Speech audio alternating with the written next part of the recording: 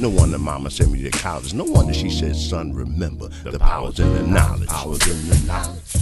Join the glorious struggle to maintain and stand silent. One people on a mission of truth. You can't believe what they said about you. The power's in the knowledge.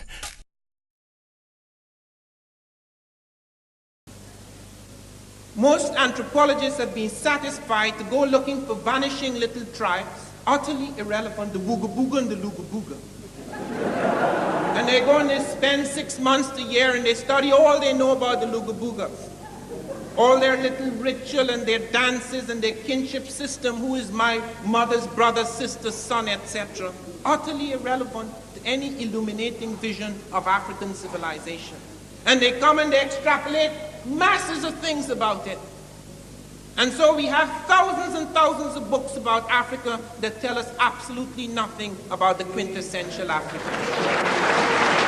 You cannot imagine what a Holocaust hit Africa.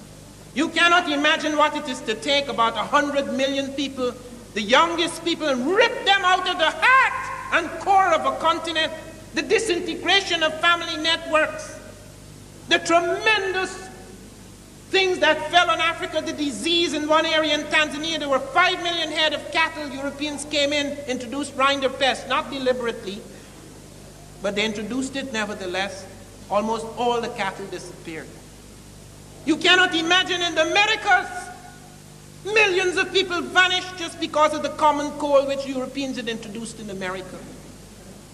You are not aware of the massive destruction of civilization, so that people could mock us now and say, are you talking about all the great things that you did? If you did all of these great things, why are you not great now? What has happened to you? Why are you so broken and shattered and fragmented and lost? Why do you feel so inferior? We feel inferior and fragmented because we have lost a sense of the wholeness of our history.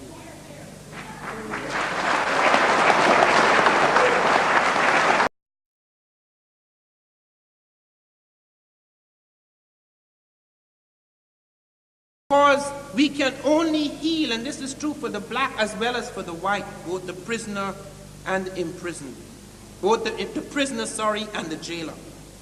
We are doing this because it is necessary to revise the history of man. The tremendous anguish which is deep in the heart of all of us, which arises out of these falsehoods, the falsehoods upon which this civilization are built, have got to go.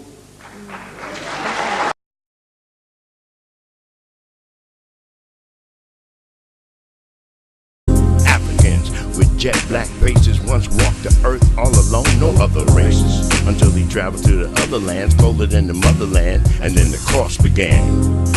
That's when the frost began, the pigment loss began. The further north this man traveled as he crossed new land. The man in the ice who once walked in the sand, soon he began to lose his tan. This is a figure, a sculpture that was found Get on the inside. in early Europe. And one of the things that they have discovered is that many of the sculptures of early Europe show various African types.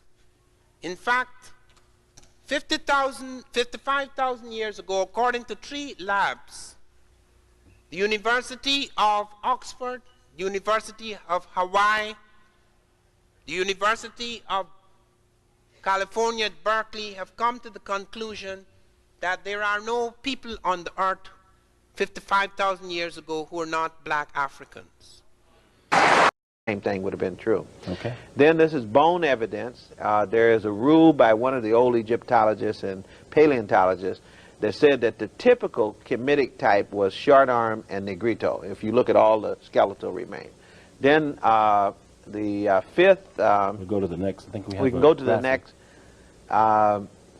This would be a slide of the from the tomb of Ramesses III, showing the 2 black figures in there. One is Kemetic and the other is Nubian, showing that there's no difference between the Kamite and the Nubian, but the other 2 are Asian and kind of European, and there is a pictured difference in that tomb between the Asians and Europeans, but not between the Egyptians and the Nubians. I think that's very important. The Kemetic people call themselves black people. And Cheikh Anta Diop, again, has gone through the proof of that through the analysis of certain Medu Neter hieroglyphic designations. In particular, the name Kemet, K-M-T, not just K-M. K-M is black, but when you add the T to it as a determinative, and when you add the key to it, Kemetu, and when you add the determinative, little man and little woman, with 3 strokes under them, that's the plural. So that's man and woman plural. That means people.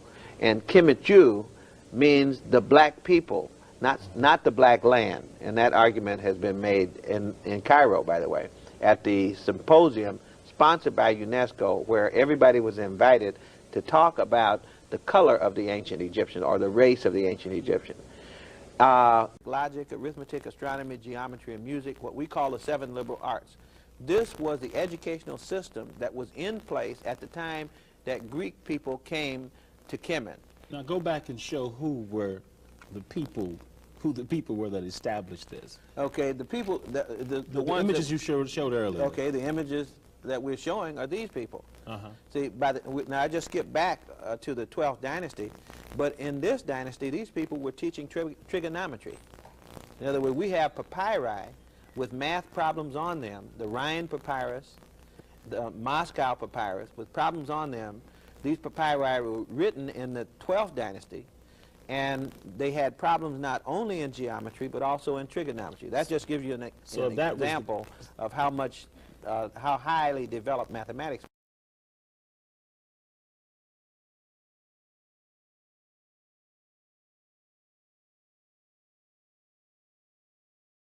to the world. All right.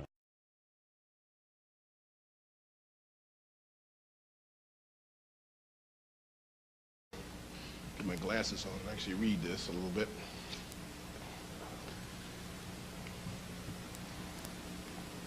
Yes. Problem number 56 in the Rhind mathematical papyrus, that's the one you see up there, seeks to find the slope of a pyramid whose height is 250 cubits and whose base is 360 cubits. The answer is 5 1/25 palms for each cubit in height, representing the cotangent of the angle of the slope of the pyramid's face. Now, if you've got a cotangent, if you can find cotangents, you know the way you can find tangents is that you flip the cotangent over. It's the inverse of a tangent. The other thing, too, just look at that. Imagine that that pyramid is 3-dimensional, because that's what it's supposed to be. Now, all you really have to do is inscribe a triangle inside that pyramid, a right triangle whose height is also the same as the height of the pyramid. Therefore, the face becomes the hypotenuse, and half of the pyramid's base becomes the base of that right triangle, and then the height of the pyramid becomes the height of the right triangle. When you have all that in place, and it's really just a matter of drawing it in, you then can find sine and cosine. So now, if they have the tangent and cotangent and the ability to find sine and cosine, by definition, they have trigonometry. They have trigonometry.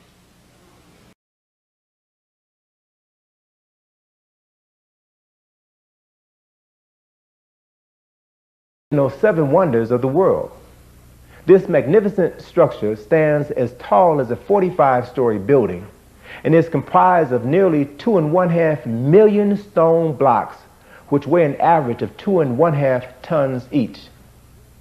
This one building is comprised of enough stone to make 30 Empire State Buildings. The temple complex of P.T.A.H, now called Karnak, was one of the greatest accomplishments ever achieved in Kemet. It is comprised of numerous temples, one of which contains the largest colonnaded hall ever constructed. This great hall consists of 136 columns, which stand in 16 rows. The tallest columns are 69 feet high and are large enough to accommodate a group of 100 men standing on its apex. This one room has enough floor space to equal the Cathedral of Notre Dame in Paris, and the entire complex is large enough to accommodate all of the churches built in London since the birth of Jesus the Christ.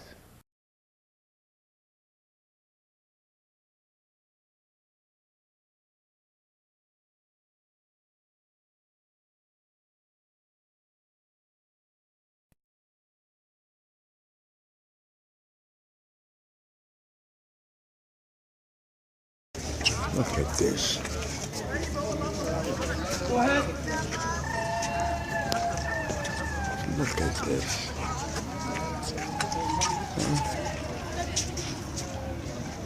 Who built like this?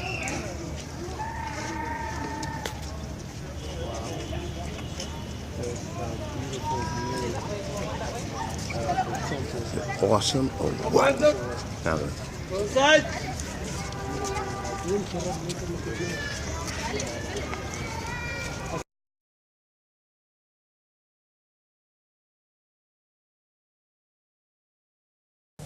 Everything is an echo and echo and echo. They haven't even begun to question the basics in this civilization. As Dr. Diop has shown, that a great deal of the Greek science, and we're not attacking the Greeks, because they had their own genius too, but the basis, all these things they claimed, you see, Hippocrates, taking sections out of the work of earlier Egyptian writers without giving any credit to them at all. Pythagoras, the Pythagorean theorem was worked out long ago. Pythagoras spent 7 years, some people say 22 in Egypt, and he comes back with all this, even medical theories, and brings it all back to Greece and all the claim. All the great European scholars went to Africa. Thales of Miletus, Democritus, Pythagoras, Eudoxus. There's a whole list of them walking into Africa, picking up things from astronomy, geometry, medicine, etc., and going back home and claiming it to be theirs. Father of this and father of that, when they're the children. To come on the ladder. No, sir. It's just the opposite. When you go and look at their medicine, I spoke in Atlanta to the Center for Disease Control. Africans had aspirin before us. They were using Salix capensis, which is salicylic acid, the main active ingredient in aspirin. They were using tetracycline 14 centuries ago in Nubia. They found the yellow-green flash of tetracycline in Nubian bones 14 centuries ago. They only started using that antibiotic in America in the 1950s. They pioneered in several operations. They pioneered in the cesarean operation. Dr. Finch has written a fine thing on the cesarean. At the time when that operation was experimental in Europe, people like Dr. Felkin went into Africa and observed the Banyoro surgeons performing the cesarean, and the mother was hale and hearty after 4 or 5 days. No woman survived the cesarean in Europe in the 1870s. None. No woman survived. And they observed the operation, the way they stitched, the way they opened the belly, the kind of instruments they used. They observed they were using one of the instruments, the cautery iron, with such fantastic skill. It was very minor tissue damage that caused great ruptures in the European hospitals. They found that Africans were using both anesthetics and antiseptics in their operating theaters at that time, when in Europe, Lister only introduced antiseptics 2 years earlier than the witness of this operation, which the witness said must have been going on for quite a while, because the Africans were performing with routine skill what was then experimental surgery in Europe. No wonder Mama sent me to college. No wonder she said, son, remember the powers in the knowledge. Point to the fact that the calendar we use today is derived from the Egyptian. They were the first people to invent the second of time, the second of art, the hour, the minute. Their astronomical observations over many years produced these ideas, these precise quantities and volumes and times and standards, which were later to dominate the world. The Babylonians did not have any proper calendar. The Egyptians had the 365 and a quarter days. That calendar was invented in Ethiopia since 4241 BC. And before I leave Egypt, as I say, I don't want to dwell too much on that, but other parts of Africa. But before I leave that, let me mention the discovery, the significant discovery, which Sheikh Anta Diop pointed to today, of Ta-Seti, the discovery of a monarchy in the Nile Valley preceding the Egyptian, at least 2 centuries before the first Egyptian dynasty. And at Ta-Seti, they found not only architectural forms to which Dr. Diop pointed to this morning, they found the falcon god Horus, they found the crown, the unmistakable, the uniquely shaped crown of the Egyptians. They found the palace facades that were later used by the Egyptians, and above all, they found the hieroglyphs, so that the world's first major writing system is not even Egyptian, it is Ethiopian. Back in the day when I was schooling, blind and unwise to the lies my professor was spewing forth like it was written in stone, I didn't know that under him, the truth was unknown. About 7 centuries ago, they found Africans were plotting an invisible star, Sirius B. Sirius A is a bright star we all see in the night sky. Sirius B is impossible to see with the naked eye. It is impossible to see it with the naked eye. It has a magnitude of about 8.5. And the Africans not only saw it, they plotted its orbit and trajectory right up to the end of the 20th century, up to the year 1990. And the diagram produced by our best astronomy today is identical with what they produced centuries ago. We only became aware of that star towards the end of the 19th century. And not only that, they intuited its mass. This is a white dwarf. It is an imploded star. It's not only impossible to see with the naked eye, it is the most sophisticated astronomy that has shown us that a star so imploded is much heavier than stars that appear 6 times brighter and larger. They came to that conclusion. They had plotted the spiral structure of the Milky Way. They had seen the Jupiter and Saturn, the rings and the moons thereof. They had worked all of that out, but particularly Sirius B. It caused such astonishment, such consternation in astronomical circles that Kenneth Brecher of the Massachusetts Institute of Technology in Cambridge, Massachusetts, he said, the Africans have no business knowing any of this. All destroyed. And yet the fragments exist, so significant that we have 10 major medical texts in African languages. The first medical texts in the world are in African language. The first mathematical papyri which you saw this morning, that's African. Those are the first. Even today, with all the destruction, we could still go back to the African documents and show them on a screen. The Ebers papyrus, the Edwin Smith papyrus, the Smith papyrus, which is 1500 BC. They have chapters on helminthiasis, ophthalmology, gynecology, pregnancy diagnosis, circulation of the blood, the pulse, diagnostic percussion, all that, chapters, intestinal disease and all that 1,500 years before Christ. Africans.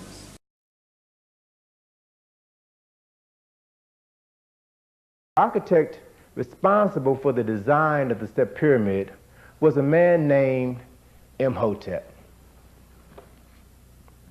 Imhotep was recorded in history as the world's first multi-genius. He is a prime minister to Zoser. He was a poet, a philosopher, a physician. He is considered to be the author of the world's oldest medical treatise ever written. It is a document that is now called the Edwin Smith Medical Papyrus. This book describes 48 different injuries to the head, to the face, to the neck, and the spinal column. It is held in high regard by members of the International College of Surgeons in Chicago, and it is noted for its accuracy and high scientific standard.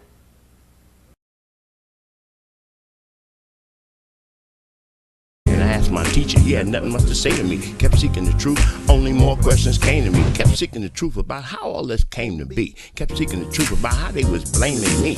Kept seeking the truth, and now it's plain to see. Kim and New made it all clear to me. The man with the ice, guess what? There are so many evidences apart from the question of what the Greeks said, who actually saw these Egyptians, apart from all the evidence that Sheikh Anthony has brought forward and others, there is evidence, the migration, the movement of agriculture. Every major plant in Egypt, at least half a dozen are found coming from the south. There's not a single plant that comes down to the south. This nonsense about civilization, that civilization in Egypt was created by Asiatics and Caucasoids, and then they brought the light of civilization down to the benighted black barbarians in the south. Not a single shred of evidence. The script comes up, the agriculture comes up, all the symbols comes up, the conceptions of God, and all the various forms that were to become deities in Egypt. It all comes from the south. The art, everything, you can see its origin in the south, in that Ethiopian and Sudanic world. And Ta-Seti is the culmination, it's the capping of the evidence. They found, for example, mathematical systems in Africa. The first use of numbers, the first scientific evidence of the use of numbers is found in the Congo Zaire. It's known as the Ishango bone. It's 8,000 years old. It's very simple, but it is cited because it's the first evidence we do have. But we have found more complex, far more complex mathematical systems, like the Yoruba, for example, are found to be using a complex mathematical system which one of the mathematicians, Conan, calls one of the most abstract and complex mathematical systems. Why didn't we know about this? Because if you go among the Bushmen and the Kalahari, or the Wugabuga and the Lugabuga, you're not going to find mathematics. Antique. Look at mathematics in Europe. It was nothing. Do you know that when the number system 1, 2, 3, 4, 5, 6, 7, 8, 9, 10, that's Hindu, the Arabs and Africans invaded Europe as Moors, and the Arabs brought from India the numbers Fibonacci, yes, brought it to Europe first in 1202, but the Europeans didn't accept it because the church said numbers are works of the devil. It's as late as the 17th century.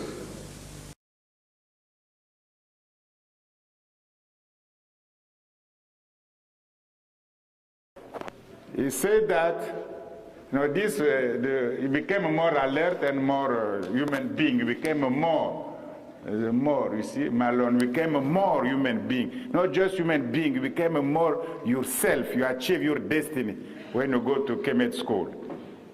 You became a human being, more human. We are a human being already, but more human being. That means more wise. And when you go to Kemet school, when Plato himself compared what they do in Kemet school, I give Greek because it will be no debate. You see, it's our school in Greece, the way we are doing things is just for creatures like pigs. You see, like pigs. You see, and he said, myself, I'm ashamed. Myself as a Plato, I'm ashamed. We do things like that, is a shame. And also, not only for myself, for all Greek, the Greek world is a shame. What we can do, our education, when you compare with a Kemet, is not even for human beings, it's just for pigs, for animals. Presence in America, an academician, Sanarov, from one of the Soviet science cities, wrote me to talk about the various work that the Russians had been doing in this connection. They were dealing with Pacific connections while I was dealing with the Atlantic connections, and a dialogue began, and they informed me that one of their scientists, Volosimo, had discovered perfectly ground spherical crystal lenses in ancient Egypt, indicating that the Africans had telescopes. Galileo suggested the ancients had telescopes. He wasn't believed. Galileo used the African water clock in his experiments. Many of us like to make noise today about colored people's time. There's no such thing. That is slave time. These are the things where we start to glorify incompetence, to glorify inefficiency. The Africans were remarkable in those times because they were the best in their field. They strove for excellence. Not everyone can be excellent, but you have to strive for it. It has to be an ideal. You don't just take for granted because you've been beaten down in a society, in a culture, in a period of time, that you must aspire to the worst in that society, because that is what is expected of you. What they expect of us is their bloody business. It is what we expect of ourselves. So make no mistake, you are dealing with extraordinary people.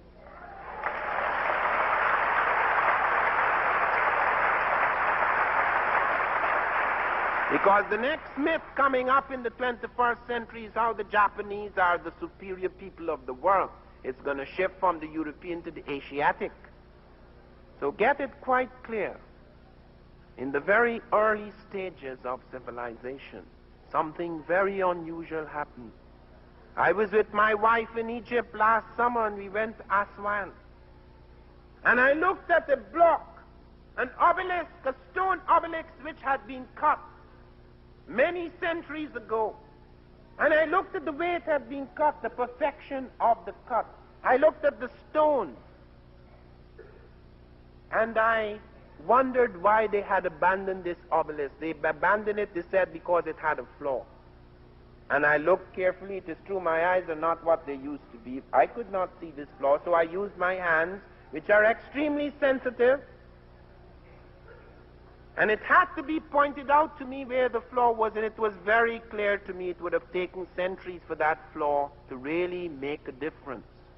But our people didn't play around with things. It had to be perfect.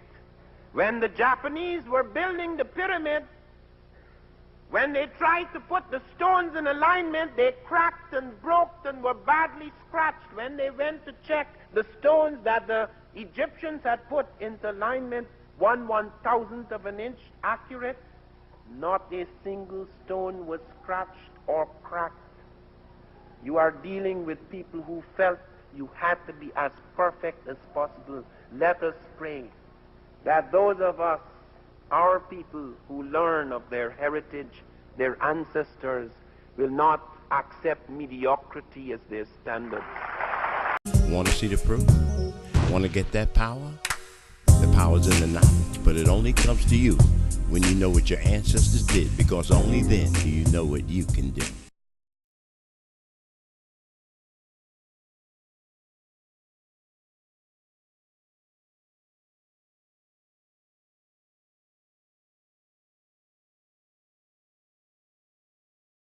The power's in the knowledge,